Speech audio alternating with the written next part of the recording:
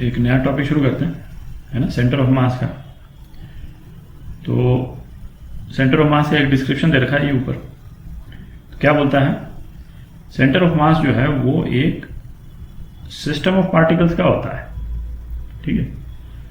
और system of particles के respect में सेंटर ऑफ मास जो है वो एक पॉइंट होता है। क्या है ये? एक पॉइंट है। तो हर सिस्टम ऑफ पार्टिकल्स के रिस्पेक्ट में एक पॉइंट होगा, ठीक है।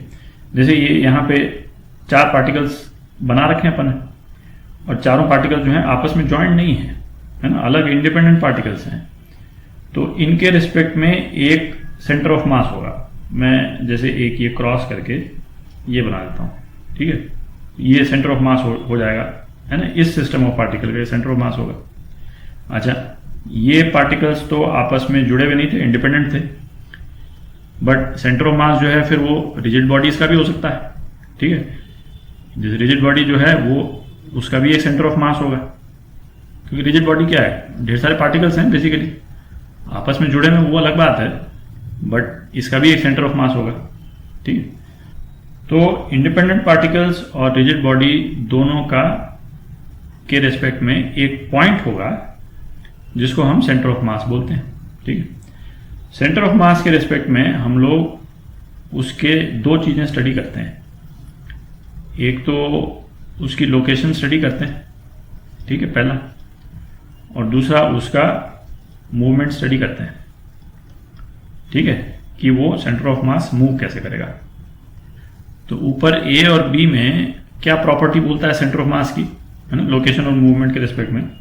जैसे ये 4 पार्टिकल हैं, ठीक है। अब सपोज ये लाल वाले पार्टिकल को एक फोर्स दे दिया इस तरफ, ठीक है, फोर्स एफ दे दिया, केवल लाल वाले पार्टिकल को दिया, बाकी किसी को नहीं दिया। अच्छा, सपोज हर एक पार्टिकल का जो मास है वो 1 kg है, ठीक है। अच्छा, फोर्स हमने दिया, सपोज इसको 4 न्यूटन फोर्स दिया। अच्छा, लाल वाले पार्टिकल का मास यदि 1 kg है तो इसका एक्सेलरेशन कितना हो जाएगा, 4 मीटर पर सेकंड स्क्वायर हो जाएगा, ठीक है।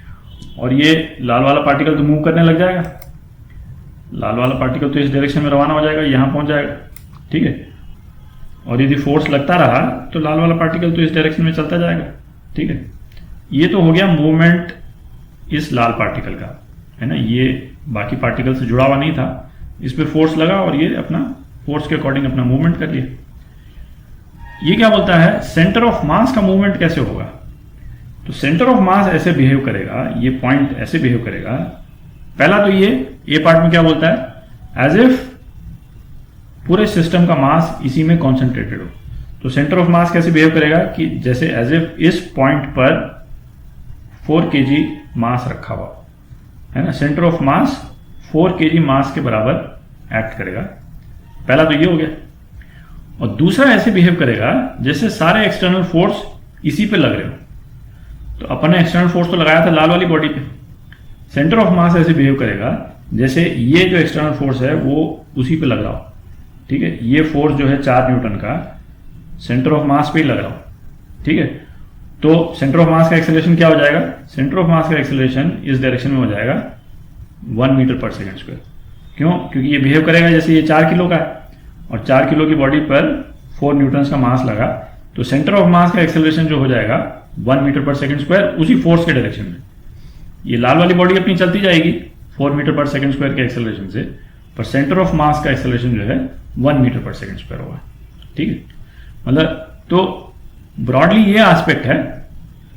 हम दोनों चीजें, इसका जो सेंटर ऑफ मास का जो लोकेशन है सिस्टम ऑफ पार्टिकल पे भी, रिजिड बॉडी पे भी, उसको डिस्कस करेंगे पहले, और फिर उसके बाद में मूवमेंट डिस्कस करेंगे, मूवमेंट कैसे होता है ना। मूवमेंट सेंटर ऑफ मास का बहुत इंटरेस्टिंग टॉपिक है करने के लिए। तो पहले लोकेशन करेंगे और उसके बाद में मूवमेंट करेंगे, ठीक है। तो सेंटर ऑफ मास का लोकेशन डिस्कस करते हैं, ठीक है। पहले इंट्यूटिवली देखते हैं कि सेंटर ऑफ मास कहाँ लोकेटेड होता है, कहाँ एक्सपेक्ट कर सकते हैं, और उसके बाद में फॉर्मूला करेंगे।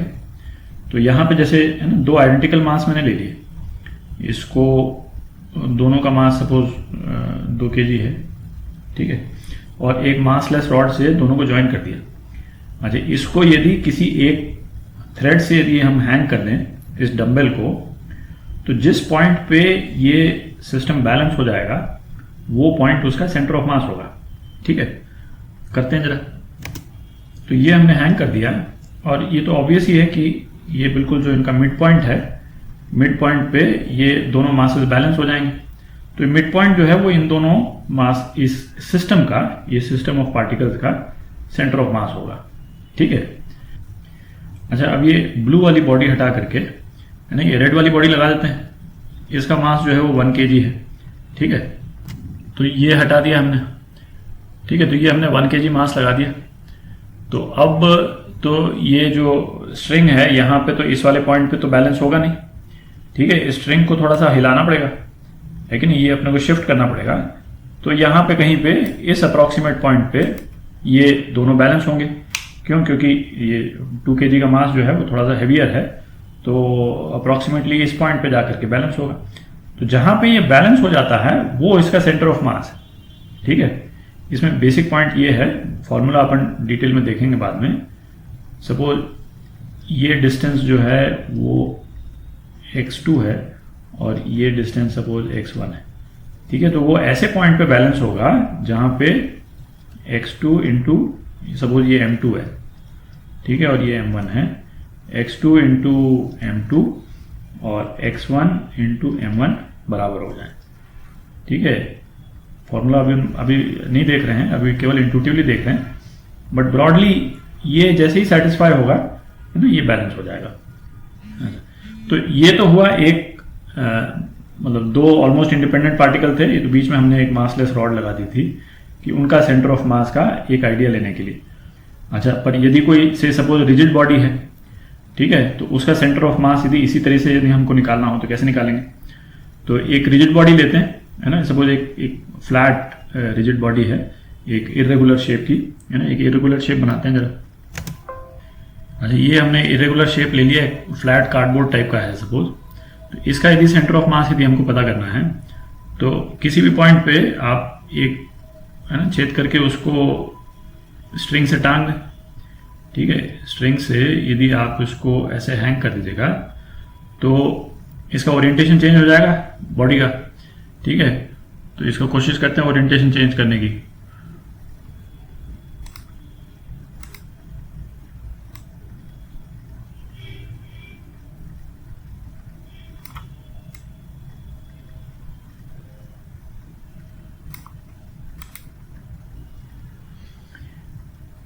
ठीक है, अप्रॉक्सीमेटली, अब कोई, है ना, बहुत 100% करेक्ट ही नहीं है, पर जो बॉडी है वो करीब इस तरह से मतलब ओरिएंटेशन अपना चेंज कर देगी।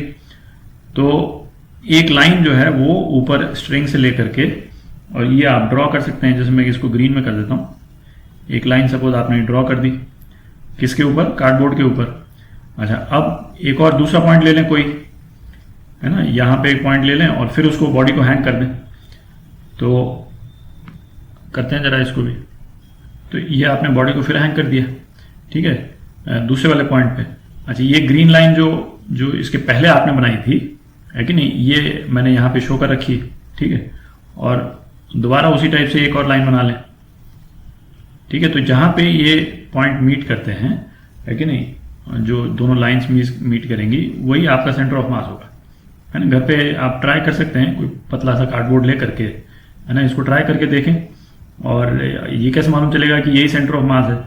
तो इस पॉइंट पे जो है वो आप इसको कोई पेंसिल या कोई शार्प ऑब्जेक्ट पे आप बैलेंस करके देखें, है कि नहीं। ये सेम बॉडी मैंने बनाई है कि नहीं, इसको किसी पेंसिल पे या किसी पे आप उसको बैलेंस करके देखेंगे तो चांसेस है कि उसमें बैलेंस हो जाएगा, यदि आपने ये ठीक से किया है तो।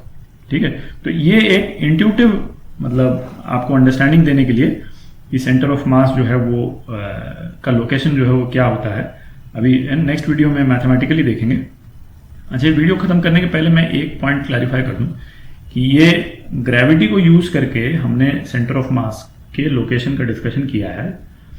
ये पॉइंट जो आ रहा है ना, ये एक्चुअली सेंटर ऑफ ग्रेविटी है। ठीक है, पर हमारे एग्जाम्पल्स में सेंटर ऑफ ग्रेविटी और सेंटर ऑफ मास सेम है। क्यों? क्योंकि पूरी बॉडी पे जो एक्सेलरेशन ड्यू टू ग्रेविटी लग रहा है सेम लग रहा है। यदि से 2 kg वाली बॉडी पे एक्सेलरेशन ड्यू टू ग्रेविटी तो लगे सपोज g, और ये 1 kg वाले पे यदि जी डैश लगे और दोनों में डिफरेंस बहुत ज़्यादा हो, तब सेंटर ऑफ मास और सेंटर ऑफ ग्रेविटी जो है वो पॉइंट अलग अलग हो जाते हैं। बट हमारे पर्पज़ के लिए, चूंकि हम तो अर्थ के ऊपर ही कर रहे हैं, है ना, बहुत दूर नहीं है अर्थ से, और दोनों बॉडीज़ के बीच में भी डिस्टेंस ज़्यादा नहीं है, तो सभी जितने पार्टिकल्स हैं सब पे ग्रेविटेशनल अट्रैक्शन सेम एक्सेलरेशन से लग रहा है ना, acceleration due to gravity same ही लग रहा है। तो इसलिए सेंटर ऑफ मास और सेंटर ऑफ ग्रेविटी, है ना, सेम है। तो हमारा आर्ग्यूमेंट जो अभी हमने किया लोकेशन देखने के लिए सेंटर ऑफ मास का, वो गलत नहीं है, बट दिमाग में आपके रहना चाहिए कि सेंटर ऑफ ग्रेविटी वो स्लाइटली डिफरेंट होता है। जब अपन ग्रेविटेशन डिस्कस करेंगे तो उस टाइम पे इसको और डिटेल में डिस्कस कर लेंगे, ठीक है।